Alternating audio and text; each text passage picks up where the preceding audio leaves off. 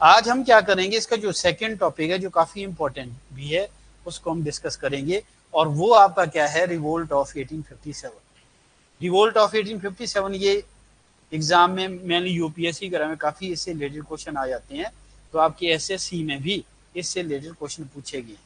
तो आज हम करेंगे रिवोल्ट ऑफ 1857। अब ये जो रिवोल्ट ऑफ 1857 है, ये आपका क्यों हुआ था, इसके बहुत सारे कॉजेज है, उनको भी हम डिस्कस करेंगे। ठीक है। और कुछ एक जो थिंकर्स है जिनसे रिलेटेड क्वेश्चन पूछा जाता है कि भाई अलग अलग लोगों ने रिवोल्ट के बारे में अलग अलग ओपिनियन दिया, बट मैं मेनली यहाँ पे दो लोगों का लिख रहा हूँ जिन्होंने इसके फेवर में बात की है।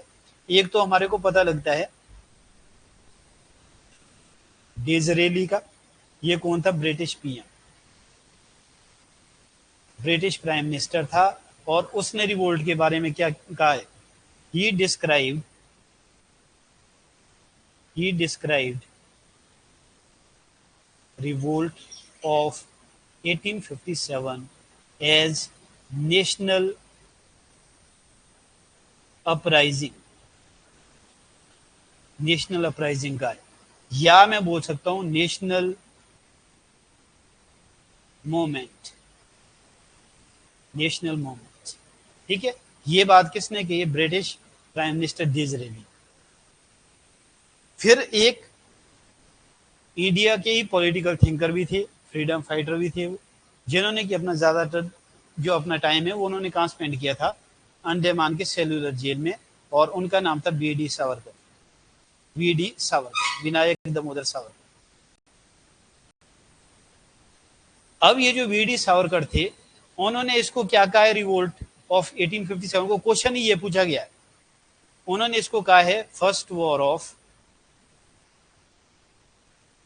Indian independence, first war of Indian independence. ये किसने कहा है, वी डी सावरकर ने। और वी डी सावरकर के बारे में एक क्वेश्चन और आपसे पूछा गया था, इन्होंने दो रेवोल्यूशनरी ग्रुप भी बनाए थे, है ना, रेवोल्यूशनरी एसोसिएशन बनाई थी। ही ऑल्सो फाउंडेड, क्वेश्चन आप लिख लीजिए साथ में, इन्होंने क्या क्या बनाया था, ही फाउंडेड अभिनव भारत एंड मित्र मेला। ये इनके क्या थे, ये इनकी सीक्रेट ऑर्गेनाइजेशंस थी, या रेवोल्यूशनरी ये ग्रुप था। दो इन्होंने बनाए थे, अभिनव भारत बनाया था और मित्र मेला बनाया। क्योंकि आप जब भी करते हो आपने क्वेश्चन की तरफ ज्यादा टारगेट करना है, क्योंकि वैसे तो हम रीड कर लेते हैं स्टोरी, स्टोरी जरूरी है, वो तो ठीक है समझने के लिए, बट मेनली तो आपने क्वेश्चन करना है। अब जैसे क्वेश्चन, ये क्वेश्चन ही थे कि पूछेगी, वो चाहे आपका डिज़रेली का हो, वी डी सावरकर का हो, या उनसे रिलेटेड जैसे वी डी सावरकर की ऑर्गेनाइजेशन है वो पूछेगी। अब इसमें आपका जो रिवोल्ट ऑफ 1857 है, ये इंडिया में मतलब एक तरह के इसको अलग अलग ओपिनियन है हिस्टोरियंस का।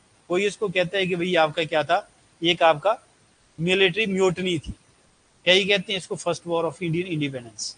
ठीक है। तो अब अलग अलग तरीके से इसको जस्टिफाई करते हैं। जैसे वी डी सावरकर के पर्सपेक्टिव से अगर मैं बात करूं, तो वो कहते हैं कि भाई इससे हमारे को हिंदू मुस्लिम यूनिटी देखने को मिलती, हर सेक्शन के लोग इसमें जुड़े थे। अब कई लोग कहते हैं इसको मतलब मिलिट्री म्यूटनी कह देते हैं, क्योंकि आपको जो इस रिवोल्ट की जो बिगिनिंग है वो तो आपका कहाँ से हुई है, वो आपको ये बैरमपुर से या बैरकपुर से, जहाँ आपका मंगल पांडे था, है ना। तो फिर आपके आगे एक किसका मिलिट्री मतलब फॉर्म आ गया था, तो इसलिए कुछ एक लोग इसको क्या कहते हैं, मिलिट्री रिवोल्ट कह देते हैं। अब इसकी हम क्या करेंगे, अब हम देखेंगे इसके कॉजेज, और क्वेश्चन भी आएंगे उसमें आपके। तो यहाँ हम देख रहे हैं causes of revolt of 1857, causes of revolt of 1857। इसके अलग अलग कॉजेज है, पॉलिटिकल भी है, इकोनॉमिक भी है, सोशल एंड रिलीजियस भी है, और मिलिट्री कॉजेज।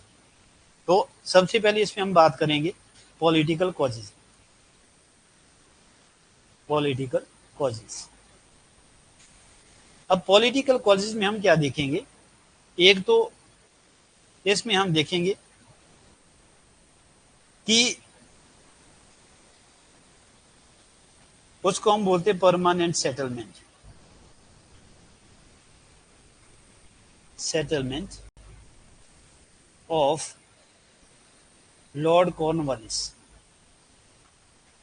अब जो लॉर्ड कॉर्नवालिस है उनका जो परमानेंट सेटलमेंट है वो भी इसका एक कॉज है। ये उन्होंने परमानेंट सेटलमेंट कब इंट्रोड्यूस किया था? 1793 में। इसमें क्या होता है, इसी में आपने ब्रैकेट में लिख देना इसका मीनिंग भी, under which power of tax collection was given to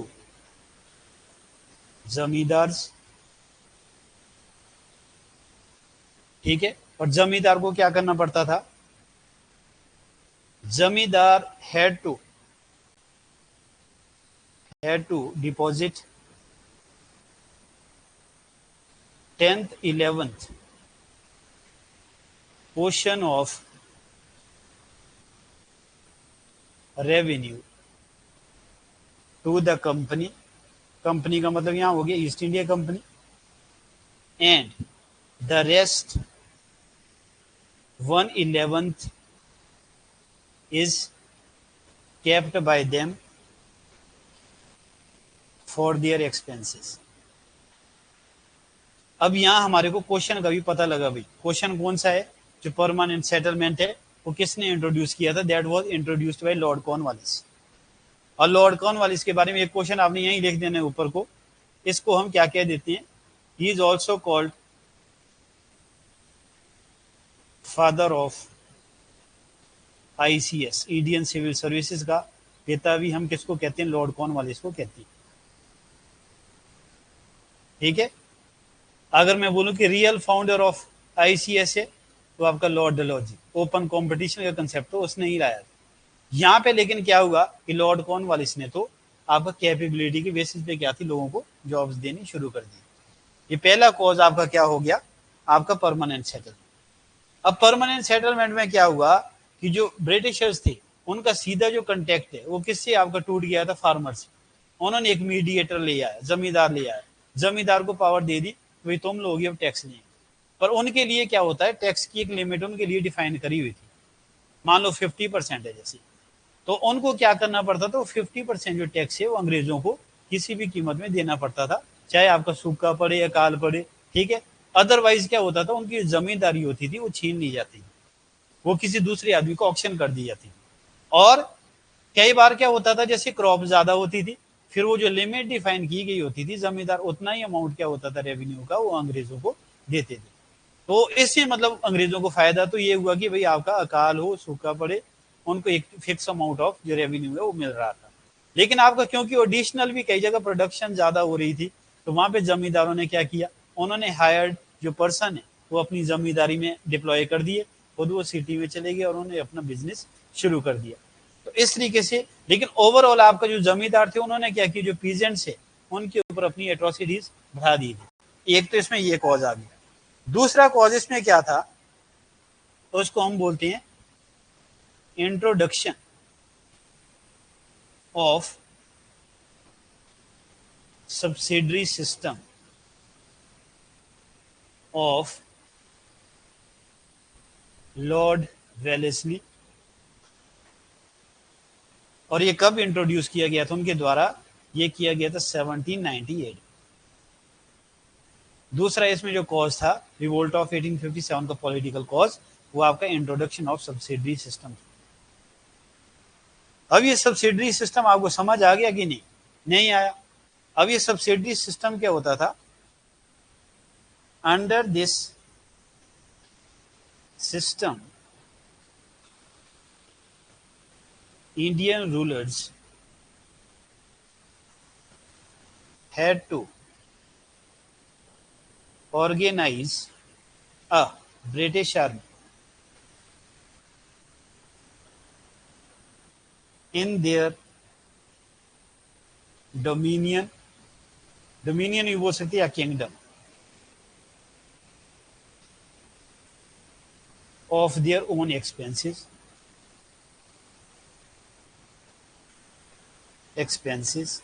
और इसके बदले में क्या होता था? Against this British government used to ensure their security. इतनी सी बात।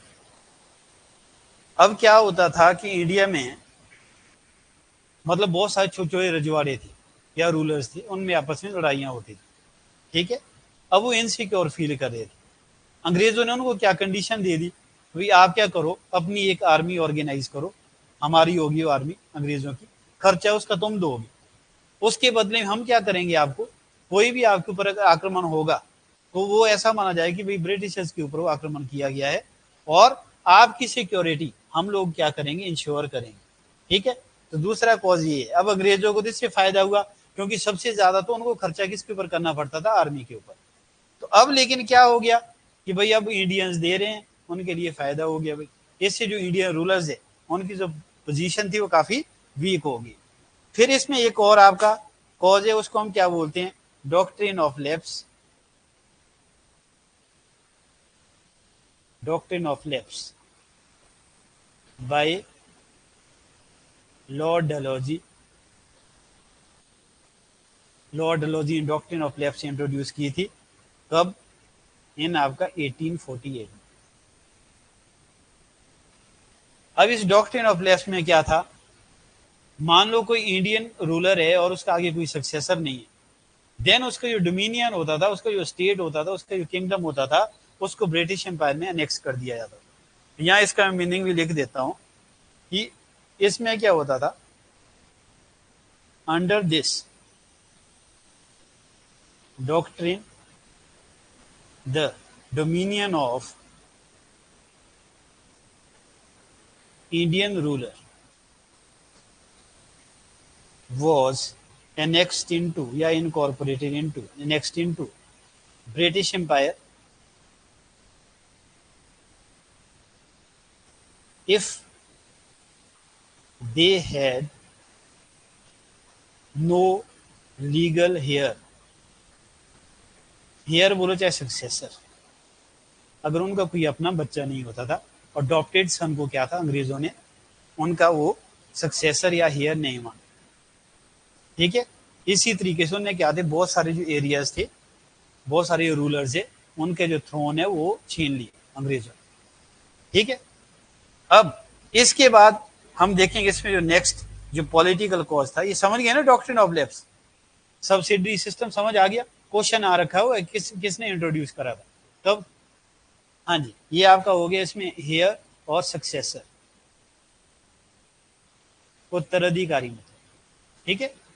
तो अगर मतलब कोई सही उनका कोई लीगल सक्सेसर नहीं है, अपना कोई लड़का नहीं है, देन उनको जो डोमिनियन था that was incorporated into the British empire. तो ब्रिटिश एम्पायर में उसको क्या था, शामिल कर दिया जाता था। नेक्स्ट इसमें हमारे को जो इसमें कॉज देखने को मिलता है, it was declared that after the death of Bahadur Shah, Bahadur Shah, his successors, उसके जो उत्तराधिकारी होंगे, his successors would be deprived of their ancestral possession। मतलब आपका क्या होगा, ancestral possessions का मतलब क्या होगा, would be deprived of their ancestral possession। इसका मतलब ये हो गया, जैसे मैंने कहा कि मुगल्स में लास्ट कौन था, बहादुर शाह जफर था, या बहादुर शाह सेकंड भी हम उसको कह देते हैं, बहादुर शाह लिखा हुआ ना यहाँ, इसके साथ जफर लिख दीजिए, या इसको बहादुर शाह सेकंड भी हम कहते हैं। तो अब ये जो बहादुर शाह सेकंड था, इसको ये कह दिए, इसके पास रेड फोर्ट भी था, ताजमहल भी था, और भी बहुत सारे मॉन्यूमेंट्स उसके कंट्रोल में थे। अंग्रेजों ने कहा कि भाई अब तुम लास्ट मुगल एम्प्रर हो, जब तुम्हारी डेथ हो जाएगी उसके बाद तुम्हारा जो सारा जो मतलब इंसेस्टर पोजेशन है वो किसके पास चले जाएंगे, अंग्रेजों के पास। आगे तुम्हारे जो सक्सेसन होगी उनको वो नहीं मिलेगा, ठीक है। तो ये भी एक इसमें पॉलिटिकल कॉज था। फिर हमारे को आपका ये पता लगता है, जैसे आपका अवध है, अवध वॉज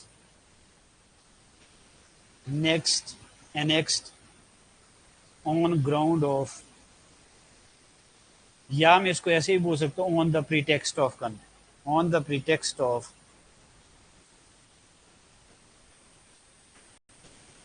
मॉल एडमिनिस्ट्रेशन। अब अवध का जो नवाब था, यानी कि लखनऊ, तो हम अवध भी कह देते, अवध का जो नवाब था उसके ऊपर उन्होंने क्या किया, उसके पास बहुत सारा खजाना था, अंग्रेजों ने उसको क्या करना था, लूट लेना था, है ना। इसके लिए उन्होंने क्या बोला, भाई तुम्हारा जो एडमिनिस्ट्रेशन है वो सही से नहीं चला हुआ, मॉल एडमिनिस्ट्रेशन की बात की, कुशासन की बात की, तुम्हारा जो अभी वो मतलब तुम्हारा जो थ्रोन है या जो रीजन है वो अब किसके पास आ जाएगा, ब्रिटिश कंट्रोल में आ जाएगा। इस तरीके से उनका थ्रोन क्या था, छीन लिया। फिर इसमें हमारे को एक पॉलिटिकल कॉज में एक और भी चीज पता लगती है, वो क्या है, judicial system of British government. Judicial system कैसे भी पॉलिटिकल कॉज है, ऐसा होता था, बड़े जमींदार होते थे या फिर कोई आपका राजा होते थे, रूलर्स होते थे, वो कितना ही बड़ा क्राइम करते थे, उनको छोड़ दिया जाता था, और सजा किसको होती थी, कॉमन मासिस को सजा होती थी। ठीक है। अब इसमें जो रानी झांसी थी, उसको उससे भी तो क्या था, वो थ्रोन छीना गया था। क्यों? क्योंकि उसका कोई आपका कोई लीगल सक्सेसर नहीं था, अडॉप्टेड सन था, और उसका जो रियल सन था उसकी डेथ हो गई थी। फिर झांसी वाला जो रीजन है वो तो आपको डॉक्ट्रिन ऑफ लेफ्ट के द्वारा ही क्या था, उसको एनेक्स कर दिया गया था ब्रिटिश एम्पायर। ये पहले पता लगी पॉलिटिकल कॉजेज, क्या इसमें कोई दिक्कत है? हाँ जी, पॉलिटिकल कॉजेज क्लियर हुए, सब्सिडरी सिस्टम सभी को क्लियर हो गया कि नहीं? क्वेश्चन आपको पूछा जा चुका है कि सब्सिडरी सिस्टम को किसने शुरू किया था, किसने इंट्रोड्यूस किया था, लॉर्ड वेलेस्ली। ठीक है, मैंने बता दिया होता क्या है, इंडियन रूलर को एक ब्रिटिश आर्मी अपने डोमिनियन में रखनी होती थी, अपने एक्सपेंसेस में। अगेंस्ट दैट आपका जो अंग्रेज है वो क्या करते थे, उनकी सिक्योरिटी को इंश्योर करते थे। परमानेंट सेटलमेंट में मैंने कहा कि जो पावर है that was given to the zamindar, मतलब वो टैक्स कलेक्ट करते थे, है ना। और इससे क्या हुआ, जो आपको कॉमन मासेज है उनके ऊपर एट्रोसिटीज बढ़ गई, और जो जमींदार थे वो भी सेफ नहीं थे, उनकी जमींदारी थी दैट वाज ऑक्शन। अगर वो उस जो एक उनके लिए लिमिट टैक्स की दी गई थी, अगर उसको वो नहीं डिपॉजिट कर पाते थे। अब आगे चलते हैं, आगे इसमें हम करेंगे सोशियो रिलीजियस कॉजेज। अब बात हो रही है इसमें सोशियो रिलीजियस कॉजेज, यानी कि सामाजिक आपका धार्मिक जो कारण है उसकी बात हो रही है। अब इसमें पहली बात हमारे को इसमें क्या पता लगती है कि एबोलिशन ऑफ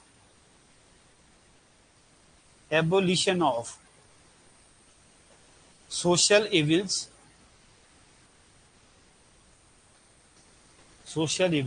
लाइक, जैसे आपका सती सिस्टम हो गया, ठीक है, आपका जैसे एटसेट्रा, ठीक है। तो ये सारे जो उन्होंने क्या किया, एबोलिश किया, पहले आपका सती सिस्टम को खत्म किया, ठीक है। सती सिस्टम के साथ आपको जैसे चाइल्ड मैरिज उसको बैन किया, चाइल्ड मैरिज भी लिख देता हूँ इसमें, चाइल्ड मैरिज उनको बैन किया, ठीक है। या आपका जो विडो री मैरिजेज है उनको अप्रूव किया, ठीक है। प्रमोट, उन्होंने क्या प्रमोट किया, विडो री मैरिजेस।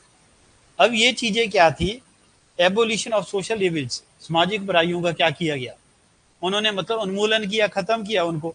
तो लेकिन आपका क्या था, इंडिया के पर्सपेक्टिव से तो सही नहीं था, क्योंकि इंडियंस उसको मानने के लिए तैयार नहीं थे। आपने भी ट्रिपल तलाक वाला देखा आपने कुछ टाइम पहले, ट्रिपल तलाक आपका सायरा बानो केस का मैंने जिक्र किया, उसको खत्म किया गया, लेकिन मेजोरिटी सेक्शन तो उसके अगेंस्ट में था। लेकिन फाइनली क्या, कोर्ट की इंटरवेंशन जो आपका इलीगल डिक्लेयर किया गया। तो आपका जो सती सिस्टम है, जब इसको खत्म किया गया था, राजा राममोहन रॉय ने किया ना, इनिशिएटिव लिया, वो लोग राजा राममोहन रॉय को मारने के लिए तैयार हो गए, मेजोरिटी सेक्शन उसके फेवर में थे। जैसे एक राधा कांत देव था, उसने क्या किया, उसने धर्म सभा बनाई थी, उसने क्या कहा कि भाई सती सिस्टम तो रह गई, उसको आप बदल नहीं सकते। तो इस तरीके की आपका क्या था उस टाइम एनवायरमेंट इंडिया में था। तो ये आपका सोशल इविल्स हमारे पर्सपेक्टिव से तो भाई हमने तो उसको सही नहीं माना, लेकिन ओवरऑल तो सही चीज थी। दूसरा इसमें क्या था, conversion of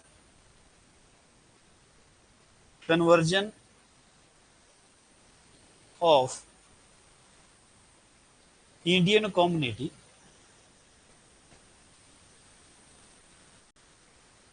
into Christianity.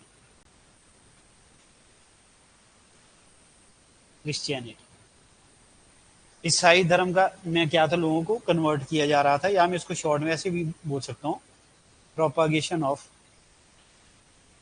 Christianity. अब अंग्रेज लोग क्या करते थे, यहाँ पे लोगों को भारी संख्या में उनको क्या था, क्रिश्चियनिटी में ईसाई बनाया जा रहा था। ईसाइयों को वो क्या करते थे, क्रिश्चियंस को जॉब भी देते थे या उनको मॉनिटरी सपोर्ट दे देते। ठीक है, फिर आपका क्या हुआ, एजुकेशन की अगर मैं बात करूं, इंट्रोडक्शन ऑफ, ये भी एक सोशल कॉज है, introduction of western education. Western education कैसी हुई, आप लोग तो वेस्टर्न एजुकेशन ही ले रहे हैं ना। वेस्टर्न एजुकेशन कैसे हुई, इंडिया में पहले क्या होता था, ट्रेडिशनल एजुकेशन थी, उसमें आपका मदरसा थे, उसमें कौन होते थे, मौलवी। ठीक है, याद है आपके गुरुकुलस, और उसके जो हेड होते थे, उसके जो टीचर होते थे, दे वर द ब्राह्मण्स। अब ये दोनों क्या थे, रिलीजियस एजुकेशन देते थे। ठीक है, अब लेकिन क्या हुआ, क्योंकि वेस्टर्न एजुकेशन आपकी इंट्रोड्यूस हो गई थी, मैंने कहा था कि भाई आपका 1835 में इंग्लिश को अडॉप्ट किया गया था एज मीडियम फॉर एजुकेशन। ठीक है, लॉर्ड मैकॉले की रिकमेंडेशन पे। तो अब क्या था, वो जो रिलीजियस लोग थे, जैसे ब्राह्मण है या मुस्लिम है, उन्होंने क्या किया, लोगों को भड़काना शुरू कर दिया कि भाई आप लोगों के धर्म तो भ्रष्ट हो जाएगा। ठीक है, आप लोग क्या करो कि भाई आपको अपोजिशन शुरू करो, अंग्रेजों का विरोध करो। तो इन लोगों ने भी क्या था कि इस रिवोल्ट को करवाने में इंपॉर्टेंट रोल प्ले किया था। फिर इसमें हमारे को एक और चीज पता लगता है, एबोलिशन ऑफ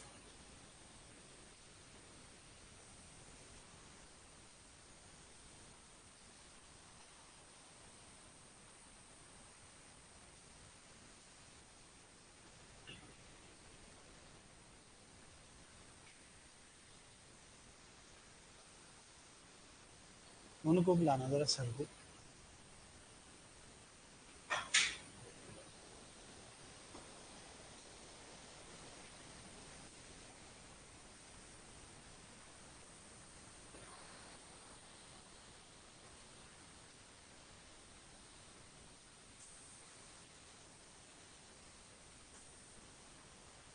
एक मिनट देखना जरा, वो किधर से रहेगा पेज।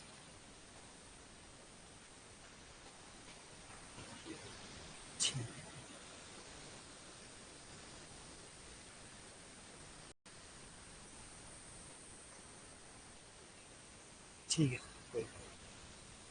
ठीक है, ठीक है जी।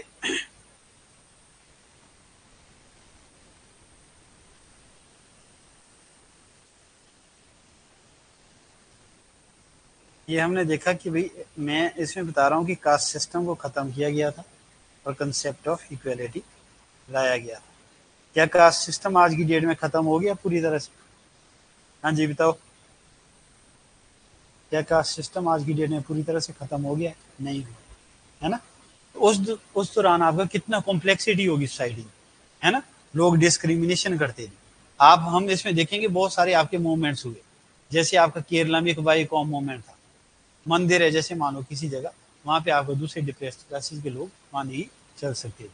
ठीक है, कहीं पब्लिक वेल का यूज नहीं कर सकते थे, आपका कोई पब्लिक प्लेस पे नहीं जा सकते थे। तो यहाँ पे आपका एक और इसका कॉज है, abolition of caste system and concept of equality. और आपका इक्वेलिटी वाला कंसेप्ट आ गया था, कोई डिस्क्रिमिनेशन किसी के साथ उन्होंने बंद कर दिया, मतलब काफ़ी हद तक अंग्रेजों। तो अंग्रेजों का जो रूल था इंडिया में वो सही भी था, गलत भी था। सही तो इसलिए तो थोड़े बहुत उन्होंने रिफॉर्म्स किए, डेमोक्रेसी लाने में अंग्रेजों का बहुत बड़ा रोल था, लेकिन उन्होंने क्योंकि इंडियंस के ऊपर एट्रोसिटीज करी, उसकी कोई लिमिट नहीं थी। उस पर्सपेक्टिव से अगर हम देखें तो कहीं ना कहीं आपका उनका जो रूल था इंडिया में वो गलत था, इंडियंस को डिस्क्रिमिनेशन करते थे। मान लीजिए आप ऐसे लीजिए, अगर आपका वर्ल्ड वॉर 1 या 2 अगर नहीं हुआ होता तो अभी यहाँ पे इंडिया में क्या होना था, ब्रिटिश रूल ही होना था। हिटलर ने क्या किया, आउट ब्रेक ऑफ जो आपका सेकेंड वर्ल्ड वॉर था, उससे क्या हुआ, इकोनॉमिकली आपका ब्रिटेन जीत तो गया लेकिन वो वीक हो गया। उसके अंडर क्या थी, बहुत सारी कॉलोनीज थी, वो आपका अफ्रीका में भी थी, यूएसए में भी थी और एशिया में भी थी। उनके ऊपर रूल करना उसके लिए पॉसिबल नहीं था क्योंकि उसके पास मॉनिटरी वो काफ़ी कमज़ोर हो गया था। इसलिए क्या हुआ, उसने इंडिया को और बाकी वो जो कॉलोनीज थी उनको इंडिपेंडेंट डिक्लेयर कर लिया था। अदरवाइज क्या होता, इंडिया में किसका रूल होता, ब्रिटिशर्स का। और वो कहीं ना कहीं आप लोगों से, जैसे साउथ अफ्रीका में था ना, बिल्कुल वैसा ही करते, आपसे वो डिस्क्रिमिनेशन करते और करते भी रहे। आप इसमें हिमाचल में ही देखो, आपकी एक माल रोड जगह है, वहां पे लिखा हुआ था कि भाई इंडियन लोग वहां जा ही नहीं सकते। ठीक है, तो ओवरऑल आपका क्या था, इस तरीके से डिस्क्रिमिनेशन होता था। और ये हमारे को सोशियो रिलीजियस आपका जो कॉजेज है वो हमने यहाँ पे देखे। अब नेक्स्ट इसमें बात करूँ मैं इकोनॉमिक कॉजेज की। इकोनॉमिक कॉजेज, अब इकोनॉमिक कॉजेज में क्या था, इसमें एक तो हमारे को ये पता लगता है जो इंडियन इंडस्ट्री थी वो खत्म हो गई। Indian industry vanished under the, vanish मतलब खत्म हो गया, under the pressure of industrialisation. Industrialisation, क्योंकि इंडस्ट्रियलाइजेशन की वजह से क्या हो गया, जो इंडियन जो इंडस्ट्री थी वो कैसी थी, ट्रेडिशनल थी, मतलब मैनुअली हाथों से वो चीजें बनाते थे। तो वो जो इंडियन इंडस्ट्री है वो क्या हो गई, वो आपका वैनिश होगी, खत्म होगी under the pressure of industrialisation. Industrialisation का मतलब क्या हो गया कि industries for the first time कहाँ पे लगी थी, यूरोप में, इंग्लैंड में। और वो क्यों लगी थी, क्योंकि वहां पे कोल भी एक्सेस में था, कोयला, और दूसरा वहां पे क्या था, आयरन भी एक्सेस में था, है ना।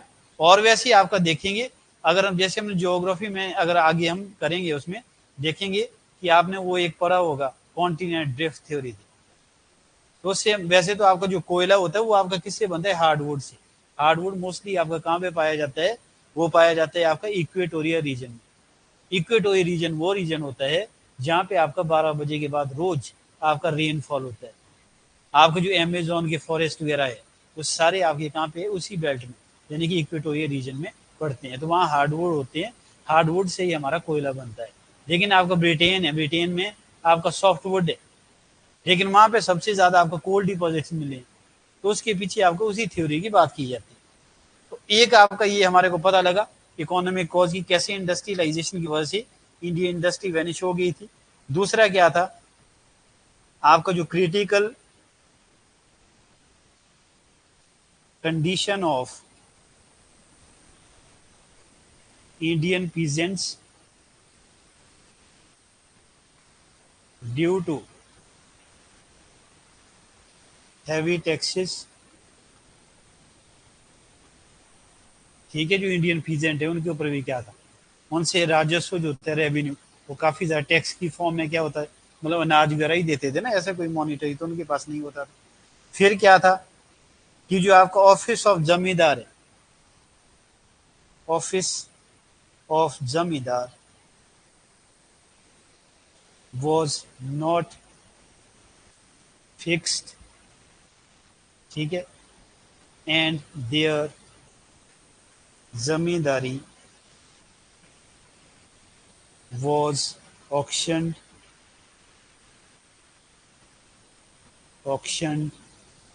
when they failed to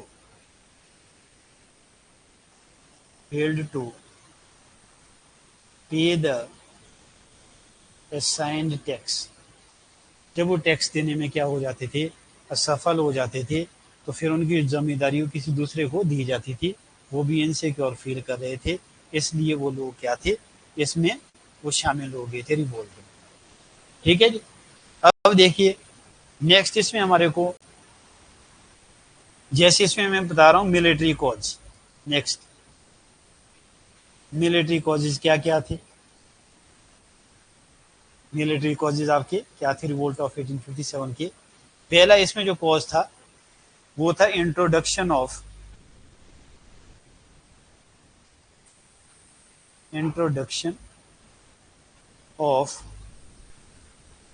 ग्रीज्ड cartridges, introduction of greased cartridges. Cartridges मतलब आपको चर्बी वाले जो कारतूस है उनको इंट्रोड्यूस किया गया। ठीक है, इंट्रोडक्शन ऑफ ग्रीज्ड कार्ट्रिजेस का मतलब क्या हो गया, चर्बी वाले जो कारतूस है उनको क्या था, इंट्रोड्यूस किया गया था। उसमें क्या होता था, fats of pig and cow. दोनों के लिए क्या था, रिलीजियसली वो बहुत बड़ा सेटबैक था, वेदर इट इज हिंदूज और द मुस्लिम्स। ठीक है, अब वो जो कार्ट्रिजेस होते थे वो लोडेड जो गन को जब लोड करते थे, क्योंकि उन्होंने क्या किया था, ग्रीज्ड कार्ट्रिजेस इंट्रोड्यूस किए थे, और दूसरा आपका इनफील्ड राइफल्स उसमें यूज होते थे, इनफील्ड राइफल्स। तो ग्रीज्ड कार्ट्रिजेस को जब यूज करते थे, मुंह से उनको खोलना होता था, तो इससे क्या हुआ था, religiously it was a setback to Hindus and Muslim दोनों के लिए। दूसरा इसमें क्या था कि जो इंडियन सोल्जर्स उनको क्या होता था, कम आपका वेजेस दिए जाते थे। Indian soldiers got less wages as compared to British soldiers। British soldier, अगर ब्रिटिश सोल्जर से अगर हम कंपेयर करें तो आपका क्या था कि इंडियन जो सोल्जर्स थे उनसे काम भी ज़्यादा लिया जाता था, और उनको वेजेस भी कम दिए जाते थे, प्रमोशन उनको नहीं दी जाती। फिर इसमें क्या था, जो आपका सीनियर जो आपका सोल्जर होते थे उनको पेंशन वगैरह नहीं दी जाती थी, उनको पेंशन बंद कर दी गई थी। Senior soldiers were deployed in the cantonment. Cantonment का मतलब क्या होगी, छावनी, जहाँ पे आपका पुलिस फोर्सेस रखी जाती है, विदाउट पेंशन, बिना पेंशन के उनको वहां रखा जाता था। अब उनके पास काम तो था नहीं। ठीक है, फिर इसके अलावा क्या था, Indian soldiers were sent in overseas, overseas मतलब foreign land, overseas for services. ठीक है, और ये क्या होता था, जो सोल्जर्स थे, यहां पे लिख दिया मैंने कैसे था, overseas visit was considered as corrupt of their religion by soldiers। Soldier समझते थे भाई अगर विदेशों में हो जाएंगे तो उनकी जो कास्ट है या उनका जो रिलीजन है वो आपका क्या हो जाएगा, करप्ट हो जाएगा, भ्रष्ट हो जाएगा। ठीक है, इस तरीके से आपका ये भी एक मिलिट्री कॉज था कि जो इंडियन सोल्जर्स है they were sent in overseas for services, जो उनको विदेशों में सेवाओं के लिए भेज दिया। ये आपके मिलिट्री कॉजेज थे। ठीक है, और अब इमीडिएट कॉज में हम क्या देखेंगे, इमीडिएट कॉज में तो आपका यही था, जो आपका ग्रीज्ड कार्ट्रिजेस एंड आपका इनफील्ड राइफल्स। यहां पे मैंने लिख दिया इमीडिएट कॉज। इमीडिएट कॉज इसमें क्या क्या आएगा आपका, introduction of greased cartridges, greased cartridges and Enfield rifles. ठीक है, तो ये आपका क्या हो गया, ये आपका इमीडिएट कॉज हो, जिसकी वजह से मतलब आउटब्रेक हुआ था रिवोल्ट ऑफ 1857। ठीक है, इतनी बात समझ गए, ये हमने कॉजेज डिस्कस किए। अब लेकिन इसका क्या है, इसका हम देखेंगे इसके जो इंपॉर्टेंट लीडर्स है, क्योंकि क्वेश्चन आपको कैसे आता है, जैसे मान लीजिए कि कौन कौन से इसके सेंटर थे, कौन कौन से लीडर्स थे। ठीक है, तो आपको उसमें मैचिंग वाला क्वेश्चन आता है। या उसमें कौन कौन सी जनरल थी, ठीक है, तो वो आपका क्वेश्चन आ जाता है। तो अब इसमें हम क्या देखेंगे, important centres of revolt of 1857, important centres of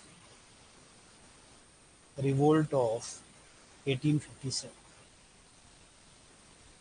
अब रिवोल्ट को हम देखेंगे भाई कैसे कैसे वो शुरू हुआ।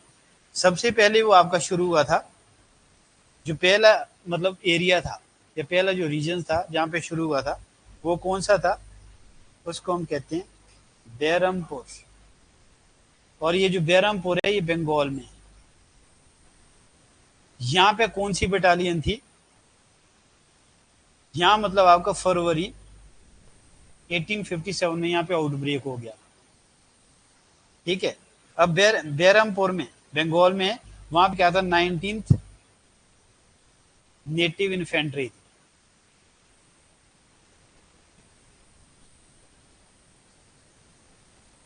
19th नेटिव इन्फेंट्री थी बैरमपुर में, जो कि बंगाल में है। तो ये जो बटालियन थी, इनको पता लगा कि भाई आपका ग्रीज्ड कार्ट्रिजेज इंट्रोड्यूस किए गए हैं, तो आपका क्या था, ये जो बटालियन थी, दिस बटालियन वॉज डिसबैंडेड, इसको समाप्त कर दिया गया, रद्द कर दिया गया, as they refused to use the greased cartridges, क्योंकि इन्होंने क्या था, ग्रीज्ड कार्ट्रिजेस को यूज करने से मना कर दिया। इसलिए ये जो आर्मी थी यानी कि 19th नेटिव इन्फेंट्री है, इसको क्या कर दिया गया, डिसबैंड, ठीक है, रद्द कर दियो, मतलब बटालियन ही खारिज कर दी। ये पहला सेंटर था रिवोल्ट ऑफ 1857। फिर आपका इसमें हम देखेंगे सेकेंड सेंटर, ये कौन सा था, बैरकपुर। ये भी आपका कहाँ पे, बैरकपुर, ये भी आपका बंगाल में है। सेकेंड आपका कौन सा, बैरकपुर, ठीक है, second one is Barrackpore. Barrackpore में आपका क्या था, यहाँ पे एक सैनिक था, एक सोल्जर था, उसका नाम क्या था, मंगल पांडे, ठीक है। तो अब मंगल पांडे ने क्या किया था कि यहाँ पे मतलब बटालियन का भी आपने ध्यान रखना, बटालियन यहाँ पे कौन सी थी, यहाँ पे 34th, क्योंकि ना क्वेश्चन आपका ये था, जो मंगल पांडे वो किस बटालियन से बिलोंग करता था, 34th नेटिव इन्फेंट्री से। यहाँ आपका 34th नेटिव इन्फेंट्री ये बटालियन थी, इसका एक सोल्जर था, उसका नाम मंगल पांडे था। अब ये बेसिकली ब्राह्मण था, आपने मूवी अगर देखी होगी मंगल पांडे, ये ब्राह्मण था, और जैसे इसको पता चलता है कि भाई हमारा जो धर्म है वो भ्रष्ट हो रहा है क्योंकि ग्रीज्ड कार्ट्रिजेज, तो उसने क्या किया था, ही किल्ड 2 ब्रिटिश ऑफिसर्स, उसने 2 ब्रिटिश ऑफिसर्स को मार दिया था, called Captain Baugh and Major Hewson. Major Hewson दोनों को उसने क्या था, मार दिया था, और बाद में इसको क्या था, फांसी दी गई, ठीक है। Then he was hanged and he was, वो क्या था भाई, first martyr of revolt of 1857, 1857 की क्रांति को पहला शहीद था मंगल पांडे, ठीक है। आपका क्वेश्चन तो इसमें जैसे ये मैं 34 नेटिव इन्फेंट्री पूछा गया है, या जो first martyr of revolt of 1857 ये पूछा गया। अब देखिए नेक्स्ट, अब इसमें जो थर्ड था, थर्ड कौन सा था, अवध। अवध में कौन सी रेजिमेंट थी, third cavalry regiment.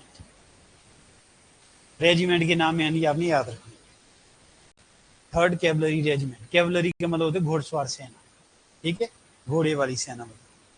Third cavalry regiment आपकी कहाँ पे थी, अवध में थी।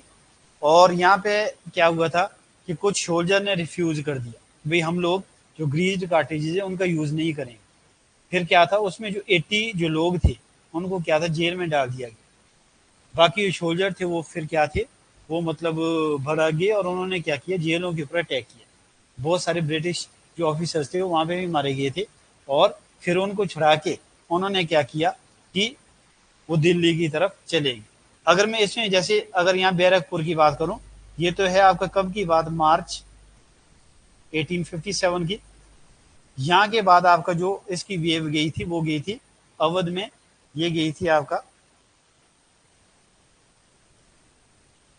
10वीं। अवध नहीं, आपने यहाँ क्या करना है, सॉरी, यहाँ आप करिए मेरठ। मेरठ से शुरू हुई थी, डेट इसकी बस 31 मई थी। आपने इस पे 10 मई 1857 को ये कहाँ से शुरू हुआ था, मेरठ से। मेरठ में आपका 3rd कैवलरी रेजिमेंट थी। उन्होंने क्या किया, उन्होंने भी रील्ड कार्टेजेस को यूज करने से मना कर दिया। और फिर क्या हुआ था कि 11 मई 1857 को वो लोग कहाँ पहुंच गए, दिल्ली में। ठीक है, अब इसमें नेक्स्ट सेंटर में बात कर रहा हूं, वो कर रहा हूं मैं दिल्ली की बात। अब दिल्ली में आपका जो रिवोल्ट का लीडर था, यानी कि मेरठ के बाद आपका जो फोर्थ आपका है वो आपका दिल्ली।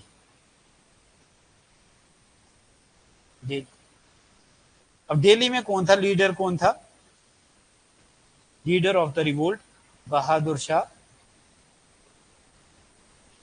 बहादुर शाह, उसको हम जफर कहते हैं, या बहादुर शाह सेकेंड हम उसको कहते हैं, जो कि कौन था, लास्ट मुगल एम्परर था, लास्ट मुगल एम्परर।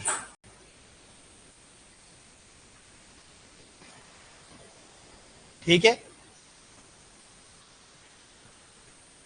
और क्या हुआ था, यहाँ पे जो जनरल था उसका नाम हडसन था। मैं जनरल का नाम ही लिख रहा हूं सीधा, जनरल यहाँ पे हडसन था। एक यहाँ पे और भी था, निकोलसन। दो लोग थे वैसे, निकोलसन तो हार गया था। हडसन का मेन आपने याद रखना है।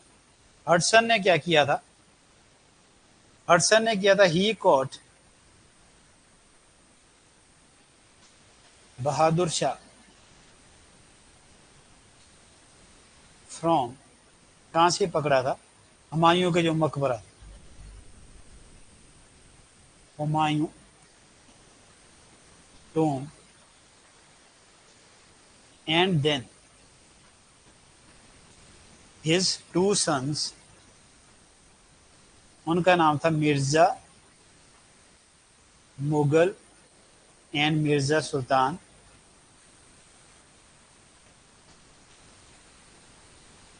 एंड 1 ग्रैंडसन कॉल्ड, उसका नाम क्या था, Abu Bakr, were shot dead, उसी के सामने मार दिए गए थे। मतलब मुगलों में कोई नहीं बचा हुआ, उनका खानदान यहाँ पे खत्म कर दिया गया था, किसके द्वारा, हडसन के द्वारा। और ये जो बहादुर शाह जफर थे, इनको कहाँ भेज दिया गया। क्वेश्चन था कि भाई कौन से दो ऐसे मुगल एम्प्रर है, मतलब जिनके जो मतलब टोम है, मकबरे हैं, वो आपका इंडिया से बाहर है। एक तो बाबर का था, ठीक है, क्योंकि उसको तो फिर काबुल में दफनाया गया ना। और दूसरा किसका था, बहादुर शाह जफर का, उसका म्यांमार में। तो आपका क्वेश्चन तो ये है कि आफ्टर